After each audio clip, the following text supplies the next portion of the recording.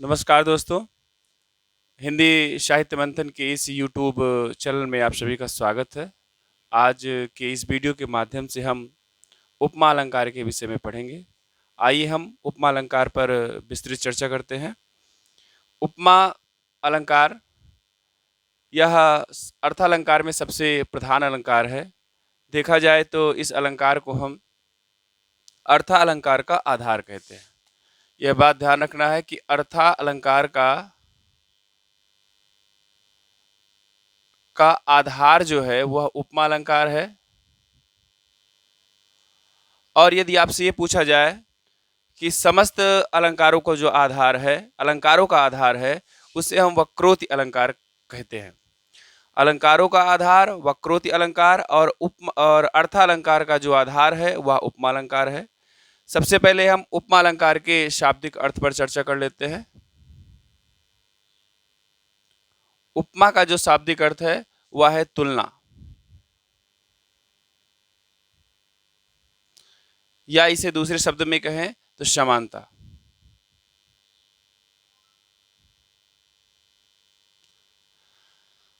अब हम ये देखेंगे कि उपमा जो शब्द है यह किन से निर्मित है। तो उपमा शब्द उपधात उप उपसर्ग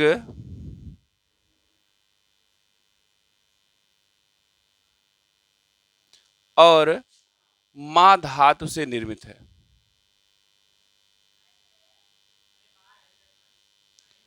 जिसमें उप का अर्थ है समीप और मा का अर्थ है मापना। अगर देखा जाए उपमा का अर्थ तो वह होगा समीप से मापना। जब किसी व्यक्ति या वस्तु की तुलना हम समीप से करते हैं तो वहां पर उपमा अलंकार होता है। आगे हम उपमा अलंकार के परिभाषा की ओर बढ़ते हैं।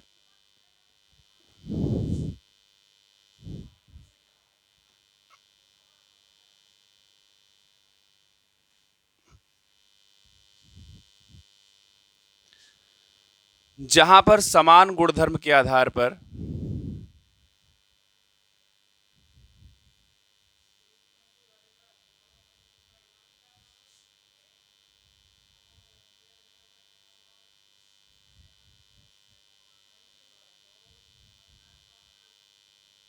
जहां पर समान गुणधर्म के आधार पर उपमेय और उपमान के बीच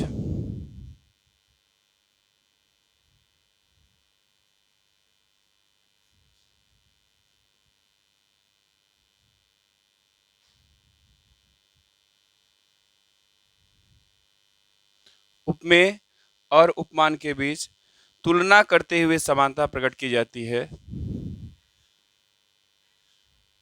तुलना करते हुए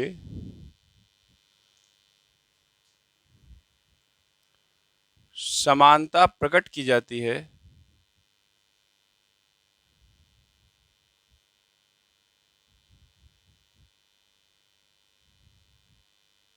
वहां उपमा अलंकार होता है।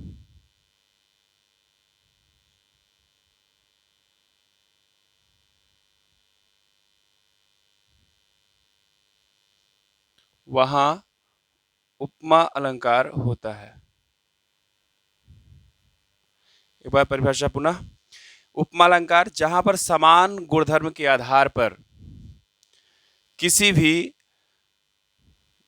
व्यक्ति या वस्तु की तुलना करते हुए समानता किसी दूसरे व्यक्ति या वस्तु से प्रकट की जाती है, वहां पर उपमा अलंकार होता है।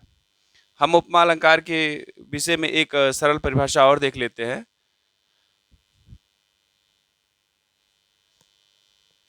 दूसरी परिभाषा कि जब किसी वस्तु या व्यक्ति की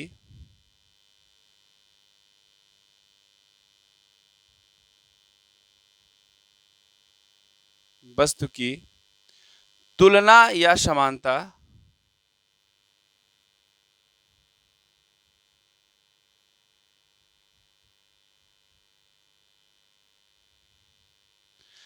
समान गुणधर्म के आधार पर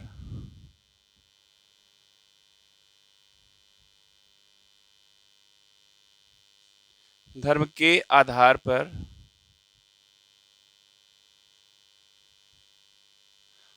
अन्य किसी व्यक्ति या वस्तु से की जाती है।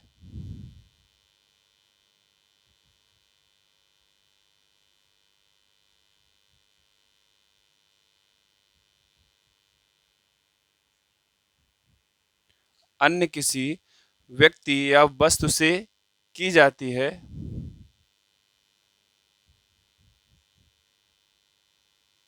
तो वहां उपमा अलंकार होता है।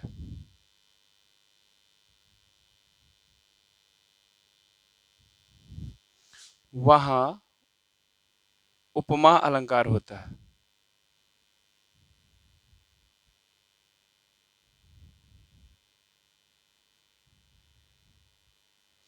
हमने आपके समक्ष दो परिभाषा लिखी है।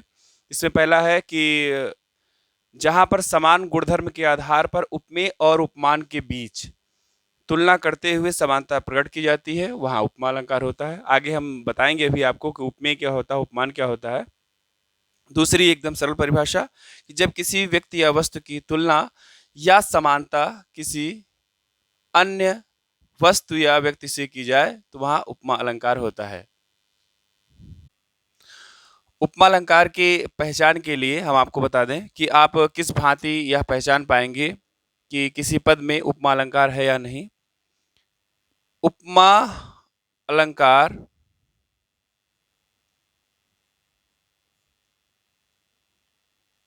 की पहचान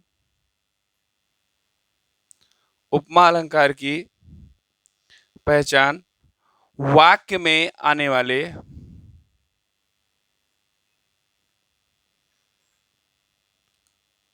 वाले शब्द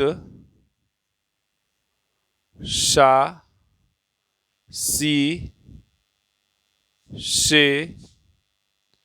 समान सदृश सरिस सम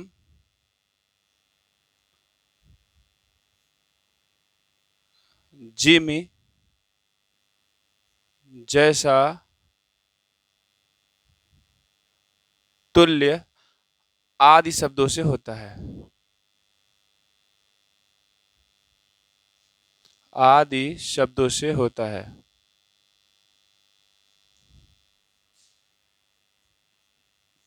प्रायः देखा जाता है कि यदि किसी भी वाक्य में सा सी से समान सदृश सरिस सम जिम जैसा तुल्य ये शब्द आते हैं तो वहाँ हम अनुमानतः यह जान जाते हैं कि इस वाक्य में उपमा अलंकार होगा।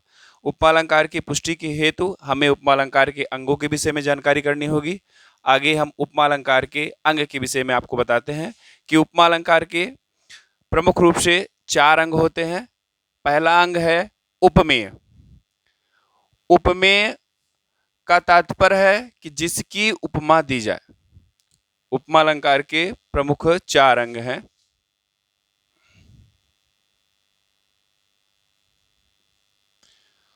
उपमा अलंकार के मुख्य रूप से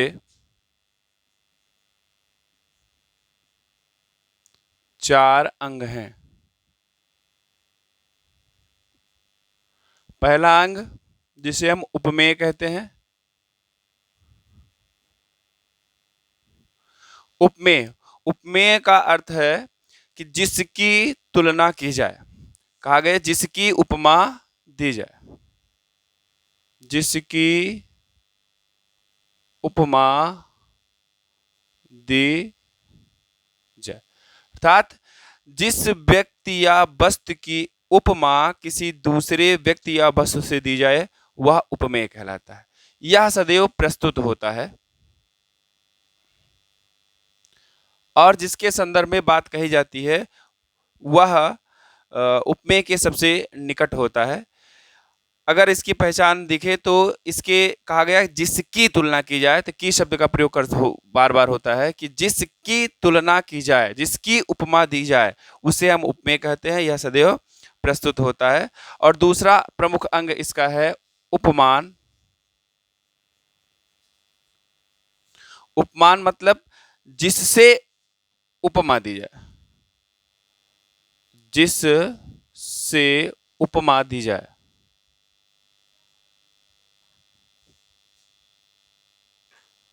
अर्थात जिस व्यक्ति या वस्तु से उपमा दी जाती है वह आपका उपमान होता है और यह सदैव अप्रस्तुत होता है। ऐसे कह दिया जाए कि राधा का मुख कमल के समान सुंदर है, तो हम राधा के मुख को देख करके यह कह रहे हैं कि वह कमल के समान सुंदर है, तो हमारे सामने प्रस्तुत कौन है? राधा का मुख। राधा का मुख क्या हो जाएगा? उपमेय हो जाएगा। और राधा के मुख की हम उपमा किससे दे रहे हैं? कमल से, तो कमल क्या हो जाएगा? उपमान हो जाएगा। आगे हम इसके दोनों अंगों के विषय में चर्चा करेंगे। इसका तीसरा प्रमुख अंग है साधारण गुणधर्म।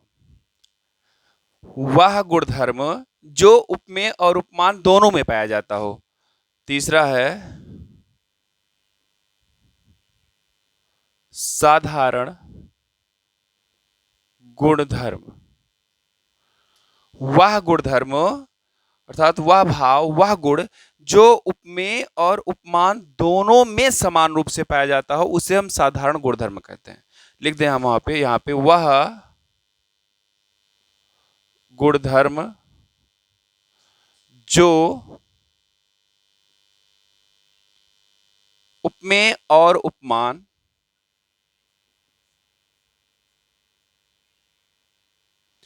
दोनों में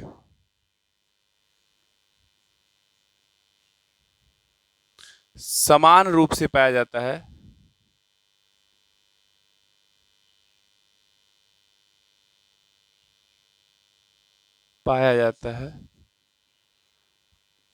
उसे हम साधारण गुणधर्म कहते हैं।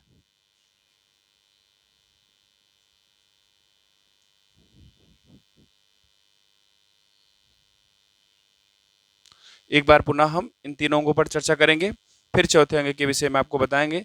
पहला सबसे प्रमुख अंग इसका है उपमेय, जिसकी उपमा दी जाए या सदैव प्रस्तुत होता है, और जो वाचक होता है, जो बात को बोलने वाला होता है, कहने वाला होता है, वह उसके सबसे निकट होता है। और दूसरा है उपमान, जिससे तुलना की जाती है, जिससे उपमा दी जाती है, जिससे समानता की जाती है, उसे उपमान कहते हैं। और तीसरा प्रमुख अंग है इसका साधारण गुणधर्म। वह गुणधर्म जो दोनों में समान रूप से, अर्थात उपमेय और उपमान दोनों में समान रूप से पाया जाता हो, उसे हम साधारण गुणधर्म कहते हैं। अभी हमने बताया कि राधा का मुख कमल के समान सुंदर है, तो राधा का मुख भी सुंदर है और कमल का फूल भी सुंदर है। तो सुंदर शब्द उपमेय और उपमान दोनों में है, दोनों की विशेषता को, दोनों के गुण को प्रकट कर रहा है, इसलिए सुंदर शब्द साधारण गुणधर्म होगा। आते हैं हम इसके चौथे और सबसे महत्वपूर्ण अंग के विषय में। इसका चौथा अंग है आपका वाचक शब्द। वाचक शब्द ही वे शब्द हैं जिसकी वजह से हम आसानी से यह पहचान सकते हैं कि इसमें उपमा अलंकार किस पद में है या किस पद में नहीं है। तो वाचक शब्द, वाचक शब्द ये सबसे चौथा प्रमुख अंग है इसका।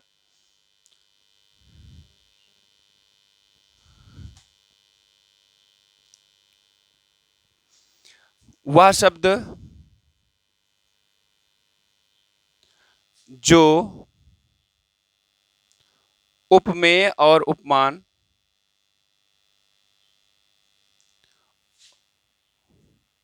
उपमेय और उपमान के मध्य, वह शब्द जो उपमेय और उपमान के मध्य समानता या तुलना को प्रकट करता है,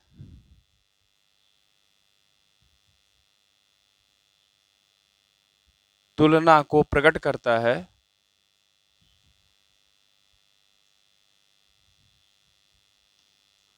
प्रकट करता है, वह शब्द वाचक शब्द कहलाता है। वाचक शब्द कहलाता है। कुछ प्रमुख वाचक शब्द को मैंने पूर्व में ही आपको बता दिया था, लिखा दिया था, फिर भी मैं नीचे एक बार लिख दे रहा हूं कि सा कि जब किसी भी पद में, किसी भी वाक्य में शा शब्द आता है और ये देखें कि हम इसमें किसी व्यक्ति या वस्तु की तुलना किसी दूसरे व्यक्ति या वस्तु की गई है, तो यहाँ पर शा शब्द वाचक शब्द हो जाएगा। दूसरा है सी, तीसरा है से, समान, सरिस, सदृश, सम, जिम्मी, जैसा, तुल्य आदि। ये सभी उपमा अलंकार के वाचक शब्द हैं और प्रायः देखा जाता है कि उपमा अलंकार के उदाहरणों में ये शब्द मिल जाते हैं। तो इस शब्द को देखकर भी हम अनुमान लगा सकते हैं कि उपयुक्त पद में कौन सा अलंकार होगा। आगे हम अलंकार के विषय में चर्चा करते हैं उदाहरण के माध्यम से। उपमा अलंकार को अगर देखा जाए तो मुख्य रूप से दो प्रकार में बांटे गए हैं, इसके भेद दो हैं। एक है जिसमें उपमा के चारों अंग अर्थात उपमेय, उपमान, साधारण धर्म और वाचक शब्द पाए जाते हो, वह आपका कहलाएगा पूर्ण उपमा। और जिस उदाहरण में या जिस पद में उपमा अलंकार का कोई अंग अप्रस्तुत होता है, अनुपस्थित होता है, तो वहां पर उपमा अलंकार को हम लुप्तो उपमा के नाम से जानते हैं। हम आपको प्रकार के विषय में पहले चर्चा कर लेते हैं। उपमा अलंकार के प्रकार।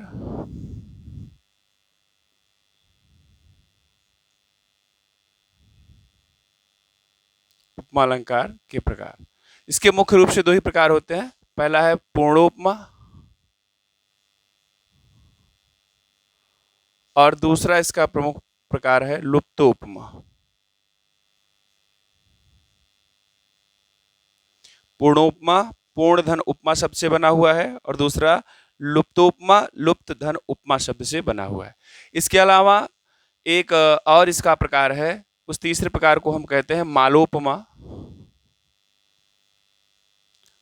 माला धन उपमा शब्द से यह बना हुआ है। तीनों प्रकारों में अंतर हम जान लेते हैं। पूर्ण उपमा वो होता है जिसमें उपमा अलंकार के चारों अंग, जिसमें आपका उपमेय,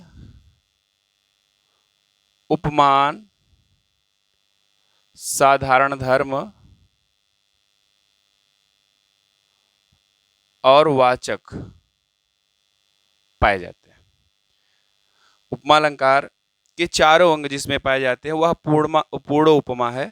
और यदि इन चारों अंगों में से कोई अंग अनुपस्थित रहता है तो वहां पर लुप्तोपमा होता है। अब ये देखना है कि क्या विलुप्त है। अगर उपमेय विलुप्त होगा तो इससे हम कहेंगे उपमेय विलुप्त उपमा। यदि उपमान विलुप्त होगा तो उसे हम कहेंगे उपमान विलुप्त उपमा। यदि साधारण धर्म विलुप्त होगा तो उसे हम कहेंगे धर्म विलुप्त उपमा। और यदि वाचक विलुप्त होगा तो उसे हम कहेंगे वाचक विलुप्त उपमा। तो ये अगर देखा जाए चारों अंग हो तो पूर्ण उपमा, अगर चारों में कोई अंग अनुपस्थित हो तो वहां पर हम लुप्तोपमा कहते हैं। जो इसका तीसरा भेद है मालोपमा, जिसमें एक ही उपमेय से कई उपमान की तुलना या समानता प्रकट की जाती है, वहां पर हम मालोपमा कहते हैं। फिर से एक बार देख लीजिए, उपमा अलंकार के मुख्य रूप से दो भेद होते हैं, एक पूर्णोपमा, एक लुप्तोपमा। पूर्णोपमा में उपमा अलंकार के चारों अंग उपमेय, उपमान, साधारण धर्म और वाचक शब्द उपस्थित होते हैं। और लुप्तोपमा में इन चारों अंगों में से कोई ना कोई अंग अनुपस्थित होता है। यदि उपमेय अनुपस्थित है तो हम उसे कहेंगे उपमेय विलुप्त उपमा।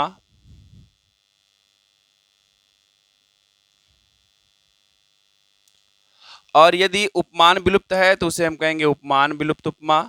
साधारण धर्म विलुप्त है उसे कहेंगे हम धर्म विलुप्त उपमा। और यदि वाचक शब्द विलुप्त है तो उसे हम कहेंगे वाचक विलुप्त उपमा। अगला है मालोपमा। यह भी उपमा अलंकार के एक प्रकार में आता है। मालोपमा में एक ही उपमेय से कई उपमानों की तुलना या समानता प्रकट की जाती है, तो वहां हम मालोपमा होता है, उसे हम मालोपमा कहते हैं। आइए अब हम उदाहरण के माध्यम से उपमा अलंकार को देखते हैं।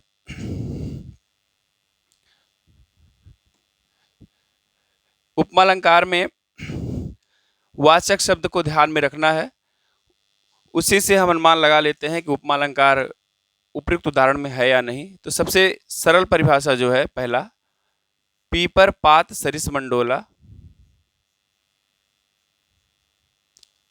पीपर पात सरिस मंडोला।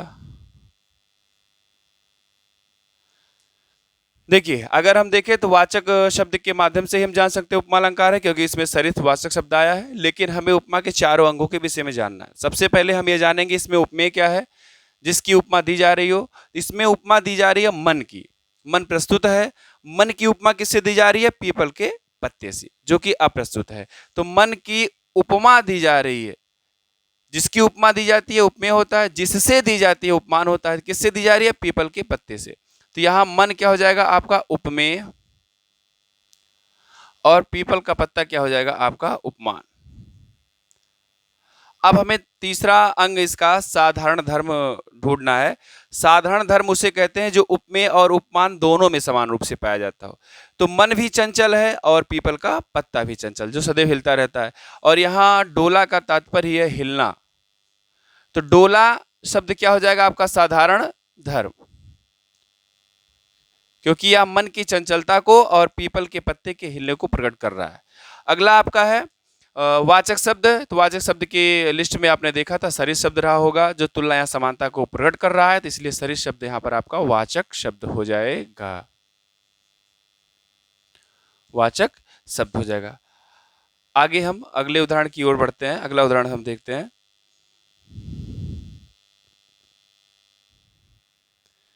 हाय फूल सी कोमल बच्ची,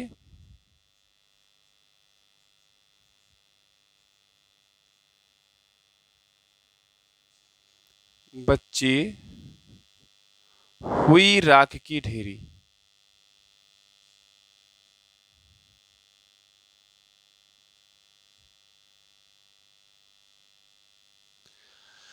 हमने देखा वाचक शब्द के माध्यम से इसमें सी वाचक शब्द आया हुआ है, तो हम अनुमान लगा लेंगे कि इसमें उपमा अलंकार होगा। लेकिन इसकी पुष्टि करते हैं। सबसे पहले हम इसमें उपमेय ढूंढते हैं, जिसकी तुलना की जा रही है। हाय फूल सी कोमल बच्ची हुई राख की ढेरी। तो यहाँ बच्ची जो शब्द आया है यह प्रस्तुत है, इसलिए उपमेय होगा।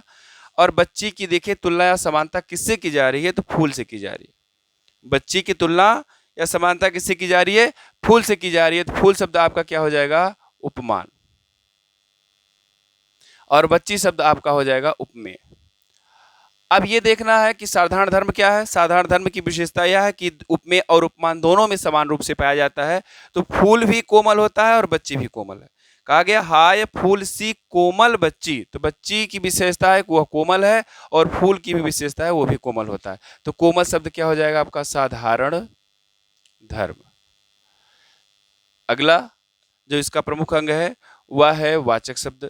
जो उपमेय और उपमान की तुलना या समानता को प्रकट करता है वह वाचक कहलाता है। तो यहाँ पर हमने पूर्व में ही बता दिया था सी, जो बच्ची और फूल की समानता को प्रकट कर रहा है, इसलिए वाचक शब्द हो जाएगा सी, वाचक शब्द। उपयुक्त दो उदाहरणों के अलावा हम और भी आपको उदाहरण बता देते हैं।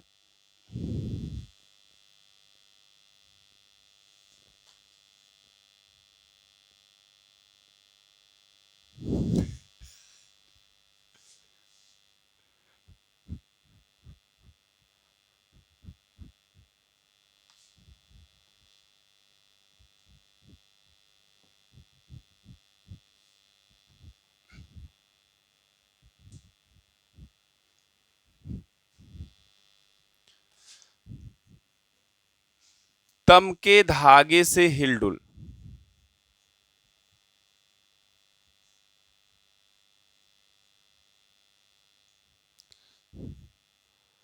चलती लघुपद मिलजुल।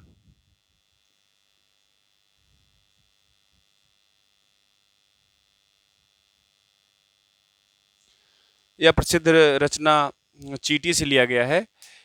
अब देखा गया है कि चीटी की तुलना या समानता किससे की जा रही है? चीटी को देखा, वह सरल विरल काली रेखा, तम के धागे से हिलडुल, चलती लघुपद मिलजुल।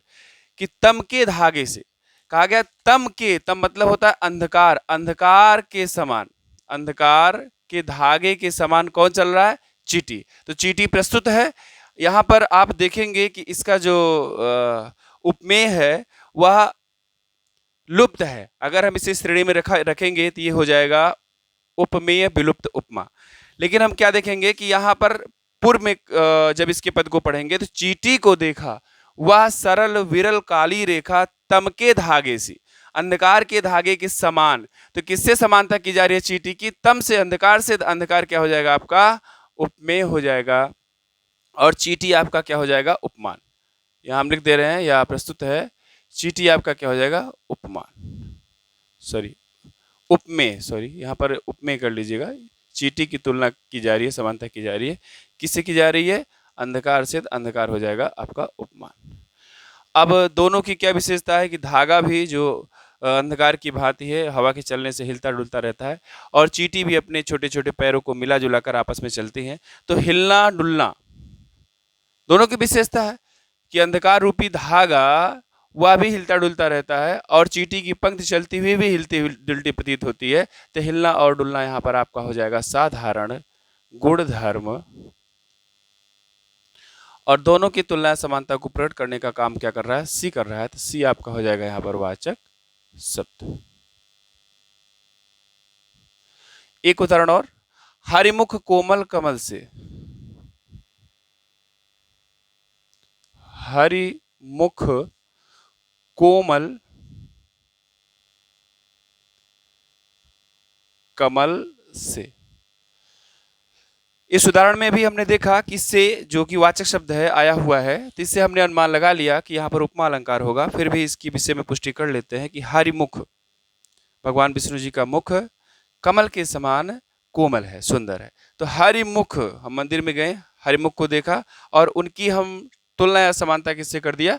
कमल से कर दिया। तो हरिमुख क्या हो जाएगा आपका? उपमेय, क्योंकि इनकी तुलना या समानता की जा रही है, किससे की जा रही है?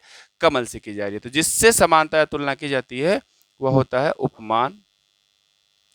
अब वह कौन सा अंग है जो दोनों में समान रूप से पाया जाता है, जिसे हम साधारण धर्म कहते हैं? तो हरि का मुख भी जो है बहुत ही कोमल है, सुंदर है, और कमल का फूल भी कोमल और सुंदर है। तो ये कोमल शब्द आपका हो जाएगा साधारण गुणधर्म, और इसका चौथा सबसे प्रमुख अंग है जिसके विषय मैंने बताया था वाचक। लिस्ट में भी आप याद रख सकते हैं कि सासी से समान, सरिस जिम जैसा तुल्य। तो से शब्द यहाँ पर आया है जो कि आपका वाचक शब्द है, वाचक शब्द है। यदि इस वीडियो में आपको किसी प्रकार की कोई डाउट होगा तो आप कमेंट के माध्यम से पूछ सकते हैं, जान सकते हैं। एक अंतिम उदाहरण के साथ हम आज की इस क्लास को समाप्त करते हैं।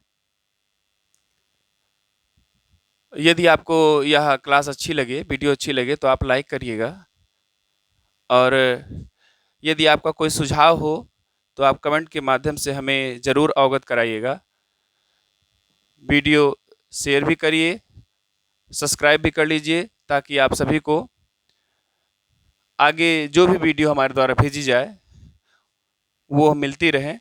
चलिए हम अंतिम उदाहरण की ओर चलते हैं। सागर सा शांत हृदय। सागर सा शांत हृदय उपमा अलंकार का ही उदाहरण है, क्योंकि पढ़ाया वही जा रहा है, लेकिन हम इसमें उपमा अलंकार के चारों अंगों के विषय में जानकारी करेंगे। कौन सा उपमेय है, कौन उपमान है, कौन वाचक, और कौन सा साधारण धर्म है। सागर सा शांत हृदय, तो हृदय की समानता किससे की जा रही है? सागर से की जा रही है। तो जिसकी तुलना या समानता की जाती है वो उपमेय होता है। तो हृदय यहां पर क्या हो जाएगा आपका? उपमेय। अब उपमेय जो होगा, तो उपमेय की तुलना या समानता जिससे की जाती है, हमें देखना है कि हृदय की समानता किससे की जा रही है। तो हृदय की समानता सागर से की जा रही है। तो सागर यहां पर क्या हो जाएगा आपका? उपमान। सागर यहां पर उपमान हो गया। अब अगला अंग साधारण धर्म, हम देखेंगे कि उपमेय और उपमान दोनों में जो गुणधर्म, जो भाव बराबर विद्यमान हो उसे हम साधारण धर्म कहते हैं। तो हृदय भी कैसा है? स्थिति शांत है, और सागर की स्थिति कैसी है? शांत है। तो उपमेय और उपमान दोनों में जो गुणधर्म पाया जा रहा है वह गुणधर्म है शांत। हृदय की विशेषता है कि शांत है, और सागर की विशेषता है शांत है। तो यहां पर साधारण धर्म क्या हो जाएगा आपका? शांत। और अगला अंग वाचक शब्द। वाचक शब्द होता है कि जो उपमेय और उपमान की समानता या तुलना को प्रकट करने का काम करता है, और यह काम कौन कर रहा है? सा शब्द कर रहा है, तो सा शब्द आपका वाचक शब्द हो जाएगा। वाचक शब्द हो जाएगा। आज का वीडियो इतना ही, और लास्ट तक वीडियो देखने के लिए आप सभी का धन्यवाद। मिलते हैं अगले वीडियो में एक नए टॉपिक के साथ। आप सभी इस चैनल को सब्सक्राइब कर लें, और वीडियो को ज़्यादा से ज़्यादा लोगों तक पहुंचाने के लिए आप इसे शेयर कर लें। धन्यवाद।